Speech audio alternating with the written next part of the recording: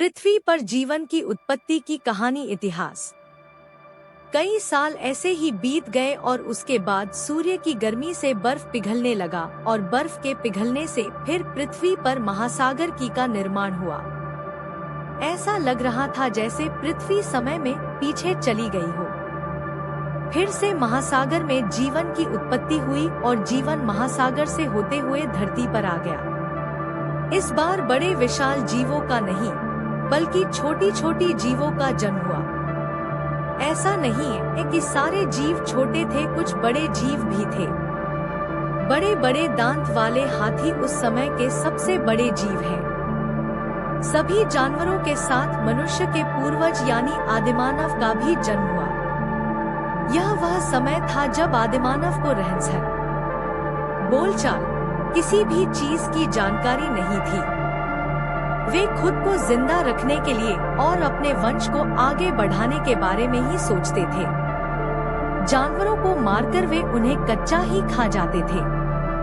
काफी लंबे समय तक ऐसा ही चला।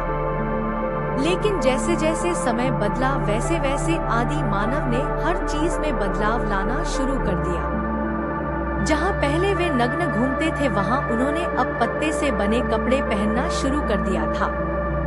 सभी चीजें सीखते सीखते आदिमानव पत्थर से पत्थर घिसकर आग जलाने लगे। शिकार करने के बाद अब वे उन्हें कच्चा नहीं बल्कि पकाकर खाते थे। आदिमानव ने जब आग जलाना सीखा तब उन्होंने पत्थर के महत्व को भी समझना शुरू कर दिया था।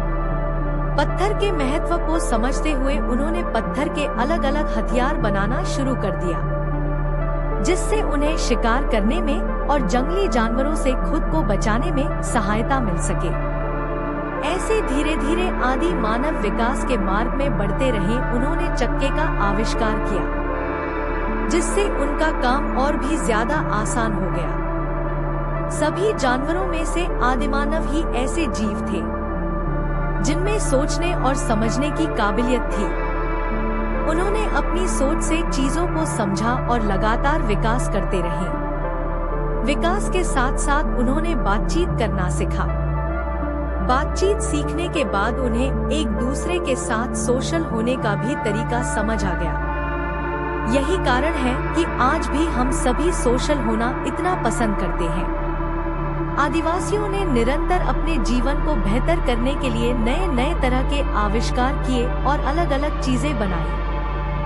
एक अलग तरह की वस्तुओं की खोज कर उन्होंने अपने जीवन को आसान बनाना शुरू कर दिया था।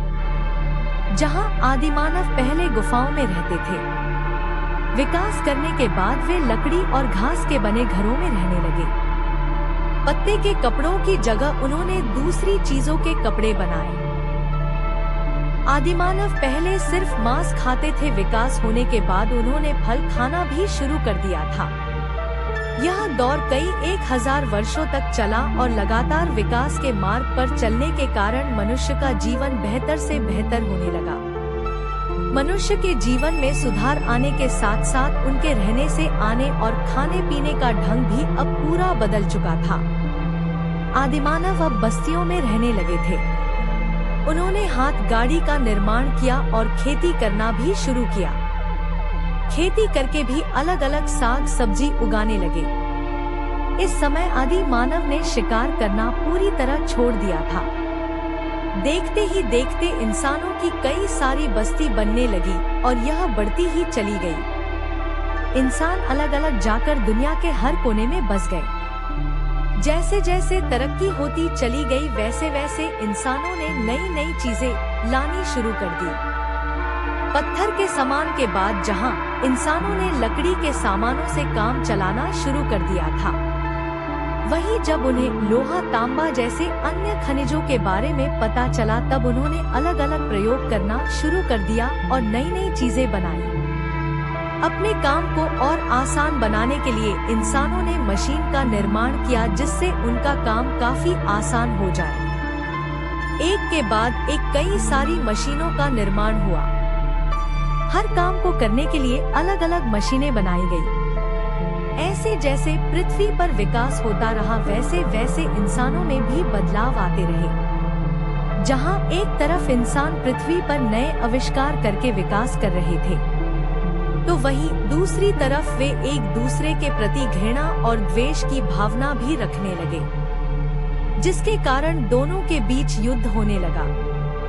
युद्ध में अपनी शक्ति बढ़ाने के लिए इंसानों ने मशीनी हथियार बनाना शुरू कर दिया, जिससे एक बार में ही इंसानों का खात्मा कर सके। कई अलग अलग तरह के मशीनी हथियार बनाए गए, जिससे एक बार में ही लोगों को मारा जा सके। युद्ध और विकास दोनों ही अपने अपने पथ पर चलते रहे।